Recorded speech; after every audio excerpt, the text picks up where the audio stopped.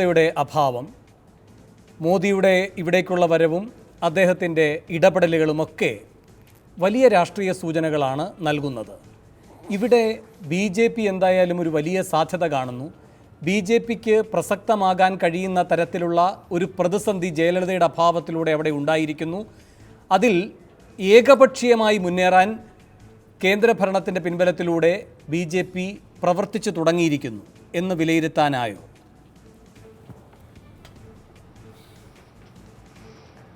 സ്വാഭാവികമായും ഈ അവസരം മുതലെടുത്ത് BJPയുടെ സ്വാധീനം തമിഴകത്ത് വർദ്ധിപ്പിക്കുന്നതിന് നല്ല പരിശ്രമം നടത്തുമെന്ന കാര്യത്തിൽ സംശയം വേണ്ട.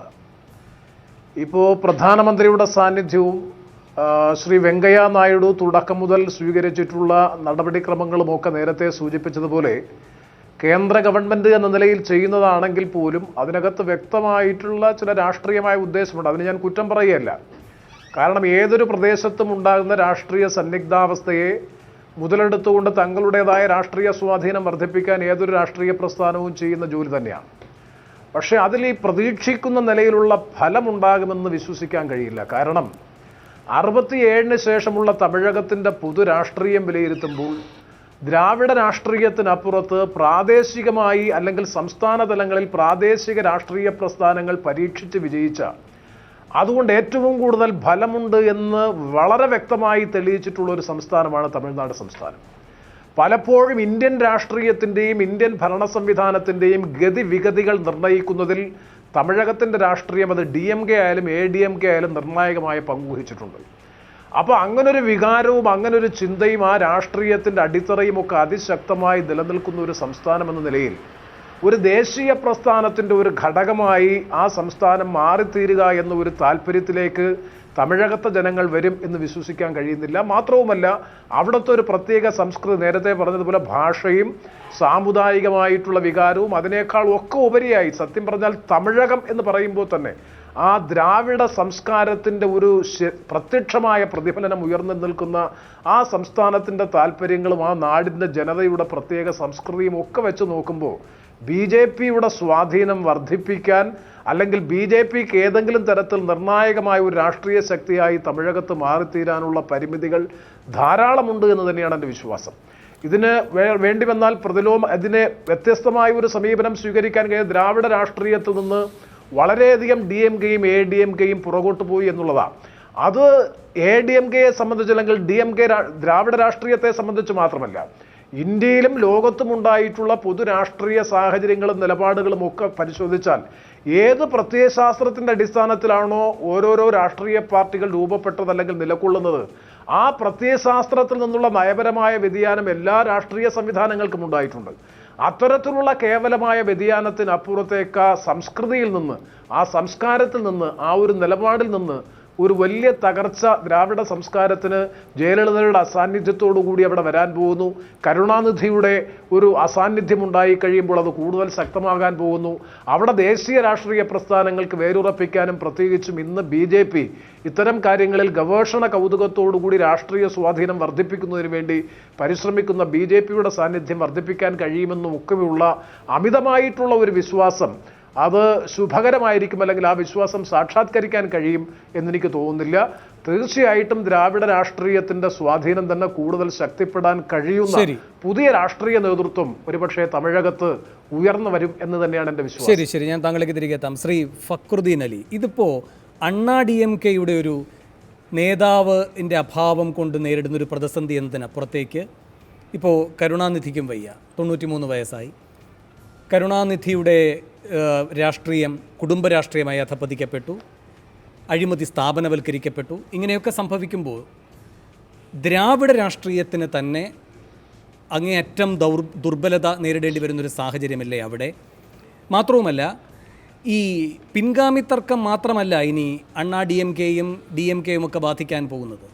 അവിടെ ഇപ്പോൾ അടിത്തട്ടിൽ ഈ നേതാക്കന്മാരുടെ ശക്തി കൊണ്ട് പ്രകടമാകാതിരുന്ന ജാതീയമായ ഉൾപ്പിരിവുകൾ അതടക്കം ഇനി സങ്കീർണമാകാൻ പോവുകയാണ്. അങ്ങനെ വരുമ്പോൾ സ്വാഭാവികമായും BJPയുടെ ഒരു രാഷ്ട്രീയ എഞ്ചിനീയറിങ്ങിന് സാധ്യത കൂടുകയല്ലേ ചെയ്യുന്നത്? കാരണം ഇവർ വന്നതിന് ശേഷം എത്ര സംസ്ഥാനങ്ങൾ അട്ടിമറിക്കപ്പെട്ടു, ഗവർണർ വഴിയായാലും അല്ലാതെയും ഒക്കെ അട്ടിമറിക്കപ്പെട്ടു എന്ന് മാത്രവുമല്ല ഹരിയാന പോലെയുള്ള അത്ഭുതങ്ങളും നാം കാണുകയുണ്ടായി. അപ്പോൾ തമിഴ്നാട്ടിൽ ദ്രാവിഡ രാഷ്ട്രീയം തന്നെയാണ് ഭാവിയുള്ളത്, അതുകൊണ്ട് ദേശീയ രാഷ്ട്രീയ പാർട്ടികൾക്ക് കാലുകുത്താൻ ഇനിയും കഴിയുക തന്നെയില്ല എന്ന് കരുതുന്നൊരു മിഥ്യാ പ്രതിരോധമല്ലേ? അത് മിഥ്യാ പ്രതിരോധമാണെന്ന് എനിക്ക് തോന്നുന്നില്ല. കാരണം ഞാൻ പ്രേമേന്ദ്രൻ പറഞ്ഞ കാര്യങ്ങളോട് എനിക്ക് വലിയ യോജിപ്പ് ഈ വിഷയത്തിലുണ്ട്. കാരണം ഒരു ദ്രവീഡിയൻ പൊളിറ്റിക്സ് എന്ന ഹിസ്റ്ററിക്കലി ഈ ഉത്തരേന്ത്യ കേന്ദ്രീകരിച്ചിട്ടുള്ള ഈ സോക്കോൾഡ് ആര്യൻ നെറേറ്റീവിനെതിരെയുള്ള അതിശക്തമായിട്ടുള്ള കൗണ്ടർ നെറേറ്റീവാണ്. ഇവരിപ്പോൾ ഇന്ത്യയുടെ അടുത്ത് നമ്മൾ സംഘമൊക്കെ പറയുന്ന ഒരു കണക്കെടുത്തു വേണോ 4000 വർഷം അല്ല 5000 വർഷം വരെ പരമാവധി നീട്ടാമെങ്കിൽ നീട്ടാൻ പറ്റില്ല എങ്കിൽ പോലും നീട്ടാൻ പറ്റുമെങ്കിൽ ഇവർ പറയുന്ന അടുത്ത് അതിന് മുമ്പ് 20000 വർഷങ്ങൾക്ക് മുമ്പ് ശിവൻ തന്നെ ഒന്നാമത്തെയോ രണ്ടാമത്തെയോ ലോർഡ് ശിവ ഒന്നാമത്തെയോ രണ്ടാമത്തെയോ സംഘത്തിൻ്റെ അധ്യക്ഷം വഹിച്ചു എന്നൊക്കെ പറഞ്ഞിട്ട് വലിയൊരു ഗ്രാൻഡ് കൗണ്ടർ നെറേറ്റീവ് ഉണ്ട്. അതുകൊണ്ട് തന്നെ ഈ ലെമൂരിയ എന്ന് പറഞ്ഞ വലിയൊരു ഭൂഖണ്ഡം ഉണ്ടായിരുന്നു. അതിൻ്റെ ശരിയായ അവിടെയുള്ള ജനങ്ങൾ ശരിക്കും തമിഴരായിരുന്നു. ലോർഡ് ശിവ ഞങ്ങളുടെ ആളാണെന്ന് പറഞ്ഞത് അതിശക്തമായ കൗണ്ടർ നെറേറ്റീവാണ് ഈ ആര്യൻ സുപ്രീമസിക്കെതിരെ. അതുകൊണ്ട് തന്നെ ദ്രവീഡിയൻ പൊളിറ്റിക്സ്, ദ്രവീഡിയൻ കക്ഷി രാഷ്ട്രീയത്തിന് ഒരു റീ അലൈൻമെൻറ്റ് വരും, എന്നാൽ ദ്രവീഡിയൻ പൊളിറ്റിക്സിന് വരില്ല. എനിക്ക് പ്രേമേന്ദ്രൻ പറഞ്ഞ പോലെ എനിക്ക് തോന്നുന്നു ഈ ഒരു വല്ലാതെ കലങ്ങി പറഞ്ഞ സാഹചര്യത്തിൽ നിന്ന് ഞാൻ JNU പഠിച്ച സമയത്ത് എൻ്റെ കൂടെയൊക്കെ അവിടെ ഉണ്ടായിരുന്ന കുറേ തമിഴ് ഒരു ഓർഗാനിക് ഇൻ്റലക്ച്വൽസ് എന്ന് പറയാവുന്ന കുറേ തമിഴ് യുവതികളുണ്ടായിരുന്നു. അവരൊക്കെ പറയുന്നത് അവർ നിലവിലുള്ള അവിടുത്തെ ദ്രവീഡിയൻ കക്ഷി രാഷ്ട്രീയത്തിൽ അവർ വളരെ അസംതൃപ്തരാണ്. എന്നാൽ കോൺഗ്രസിനോടോ BJPയോടോ അവർക്ക് താല്പര്യമില്ല. അവർ ഒരു ജെൻ ന്യൂ തരത്തിലുള്ള ഒരു പുതിയ ദ്രവീഡിയൻ പൊളിറ്റിക്സിന് ഉള്ളുകൊണ്ട് ആഗ്രഹിക്കുന്നുണ്ട്. ഒരു പക്ഷേ അവരിൽ ആരെങ്കിലും ചിലരെല്ലാം അരവിന്ദ് കെജ്രിവാൾ ഒരു ചുരുങ്ങിയ സമയത്തിന് വന്നതുപോലെ ഒരു പ്രത്യേക വിഷയം ഏറ്റെടുത്തുകൊണ്ട് ഒരു ഓർഗാനിക് ഇൻ്റലക്ച്വലായിട്ട് എമർജ് ചെയ്യാനുള്ള സാധ്യത ഞാൻ കാണാതിരിക്കുന്നില്ല. അത് തമിഴ് രാഷ്ട്രീയത്തെ സംബന്ധിച്ചിടത്തോളം കോൺഗ്രസ്സിന് പോലും വൺസ് അധികാരം നഷ്ടപ്പെട്ടതിന് ശേഷം ഇത്ര ശക്തമായ ഇന്ദിരാഗാന്ധി ഉണ്ടായിട്ട് പോലും അവിടെ തിരിച്ചു വരാൻ പറ്റിയിട്ടില്ല. അത് നമ്മുടെ ഒരു ലാർജർ ഒരു പൊളിറ്റിക്സിൻ്റെ ഭാഗമായിട്ട് നാഷണൽ മൂവ്മെൻറ്റിൻ്റെ ഭാഗമായിട്ട് അവിടെ കോൺഗ്രസ് വന്നത്. അത് ഒന്നാമത്തെ ചാൻസ് തന്നെ അവർ കുടഞ്ഞു കളയുകയും ചെയ്തു.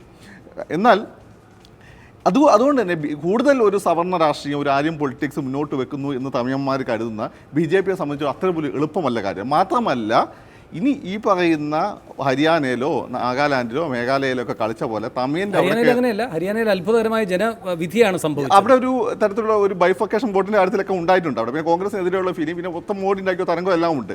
മറ്റു തലങ്ങളിൽ കളിച്ച പോലെ ഇവിടെ കയറി കളിച്ചാൽ തമിഴിൻ്റെ ആത്മാഭിമാനമായ സ്വത്ത് ദ്രാവിഡ പൊളിറ്റിക്സ് അതിൽ കയറി ഒരു ഉത്തരേന്ത്യക്കാരൻ മാർവാടി കളിക്കുമെന്ന് ഫീൽ ഉണ്ടായിക്കഴിഞ്ഞാൽ വല്ലാത്ത റിപ്പക്കേഷൻ ഉണ്ടാവും. അല്ലാത്ത പിന്നെ ശ്രീലങ്കയിലൊക്കെ പ്രശ്നം പിന്നെയും പ്രശ്നമായിക്കൊണ്ടിരിക്കുകയാണ്. ശരി ഡോക്ടർ S. രതീഷ് കുമാർ, തമിഴ്നാട് രാഷ്ട്രീയത്തിലെ 2 ബലാബലത്തെ നിശ്ചയിക്കുന്ന ശക്തി കേന്ദ്രങ്ങളാണ് അപ്രസക്തരാകുന്നത്.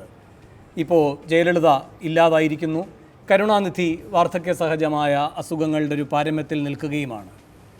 എന്താണ് ഇനി അവിടുത്തെ രാഷ്ട്രീയം ഉരുവപ്പെടാൻ പോകുന്ന രീതി? അതിവേഗത്തിൽ ഒരു നേതാവ് ഒരു വിഷയത്തെ ചുറ്റിപ്പറ്റി പെട്ടെന്നുണ്ടാവുക, അല്ലെങ്കിൽ ദ്രാവിഡ രാഷ്ട്രീയം ഇനി എന്തൊക്കെ തരത്തിലുള്ള നേതാക്കന്മാരുടെ അസാന്നിധ്യത്തിലും ഒരു പ്രതിരോധമായി തന്നെ നിൽക്കുക, അങ്ങനെയൊക്കെ കരുതാൻ കഴിയുന്ന ഒരു സാഹചര്യം തന്നെയാണോ അവിടെ ഇപ്പോഴും ഉള്ളത്? തമിഴ്നാട് രാഷ്ട്രീയം എന്ന് പറഞ്ഞു കഴിഞ്ഞാൽ മറ്റ് രാഷ്ട്രീയങ്ങളിൽ നിന്ന് ഏറ്റവും വിഭിന്നമായ ഒരു രാഷ്ട്രീയമാണ്. അതായത് കോയിലേഷൻ പൊളിറ്റിക്സ് ആണ് അവിടെ ഉള്ളത്. കോയിലേഷൻ ഗവൺമെൻറ് എന്ന് പറയുന്ന ഒരു ചിന്താഗതി തന്നെയില്ല. അതായത് കുറച്ച് കാലഘട്ടത്തേക്ക് പാർട്ടികളെ ഇലക്ഷനിൽ പിന്നെ കൂട്ടുപിടിക്കുകയും അത് കഴിഞ്ഞതിന് ശേഷം ഗവൺമെൻറ് രൂപീകരിക്കുമ്പോൾ പാർട്ടികൾ കൂടെ നിന്ന പാർട്ടികളെ പൂർണ്ണമായി അവഗണിക്കുകയും ചെയ്യുന്ന ഒരു രാഷ്ട്രീയ ചിന്താഗതിയാണ് തമിഴ്നാട്ടിലെ നമുക്കറിയാവുന്ന കാര്യമാണ്. അപ്പോൾ ഇത് തമിഴ്നാട്ടിൽ ഏറ്റവും കൂടുതൽ കണ്ടുവരുന്നത് വ്യക്തി രാഷ്ട്രീയമാണ്. വ്യക്തികൾക്ക് ഏറ്റവും കൂടുതൽ പ്രാധാന്യമുള്ള വ്യക്തി രാഷ്ട്രീയമാണ് തമിഴ്നാടിൻ്റെ രാഷ്ട്രീയം എന്ന് പറഞ്ഞു കഴിഞ്ഞാൽ. അപ്പോൾ ആ വ്യക്തി രാഷ്ട്രീയത്തിൽ അധിഷ്ഠിതമായ തമിഴ് രാഷ്ട്രീയം ഇനി ഏത് വ്യക്തി അധിഷ്ഠിതമാകുമെന്നുള്ളൊരു ചോദ്യമാണ് അവിടെ കിടക്കുന്നത്. നമുക്ക് ആദ്യം പോലെ പരിശോധിച്ച് കഴിഞ്ഞാൽ കേട്ടാവുന്നൊരു വസ്തുതയെന്ന് പറഞ്ഞു കഴിഞ്ഞാൽ, അതായത് സിനിമയും രാഷ്ട്രീയവും തമ്മിൽ അഭേദ്യമായ ബന്ധം, വളരെ അഭേദ്യമായ ബന്ധം ഉണ്ട് എന്നുള്ളത് സത്യമാണ്. അപ്പോൾ ആ ഒരു അർത്ഥത്തിൽ ഇനി ആരൊരു വ്യക്തി രാഷ്ട്രീയത്തിൽ അല്ലെങ്കിൽ വ്യക്തിപൂജ നടത്താൻ പറ്റുന്ന ഒരു വ്യക്തി അവിടെ ഉണ്ടാകുമെന്നുള്ളൊരു ചോദ്യം അവിടെ കിടക്കുകയാണ്. ഇനി അങ്ങനെ ഉണ്ടാകാൻ സാധ്യത വളരെയധികം കുറവാണ്. ആ ഒരു അർത്ഥത്തിൽ അതിൻ്റെ ഒരു പ്രഭാവത്തിൽ ഒരുപക്ഷെ മറ്റ് പ്രാദേശിക പാർട്ടികൾക്ക് അപ്പുറമായിട്ട് ദേശീയ പാർട്ടികൾക്ക് കടന്നുകൂടാനൊരു വാക്വം അവിടെ ഇട്ടിരിക്കുകയാണ് എന്നുള്ളതാണ് യഥാർത്ഥ സത്യം.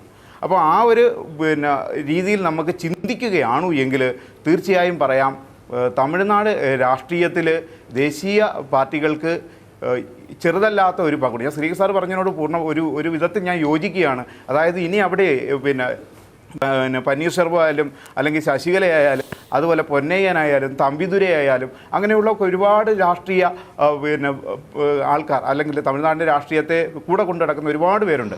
ഇവർ രാഷ്ട്രീയത്തിൽ വടംവലി തന്നെ നടത്താൻ സാധ്യതയുള്ള ഒരു അവസ്ഥയിലേക്ക് പോകും എന്നുള്ള കാര്യത്തിൽ ഒരു സംശയമുണ്ട്. രാഷ്ട്രീയം അതിനെ മനസ്സിലാക്കിയ വ്യക്തി എന്ന നിലയിൽ എനിക്ക് മനസ്സിലാക്കാൻ കഴിഞ്ഞ ഒരു കാര്യമാണിത്.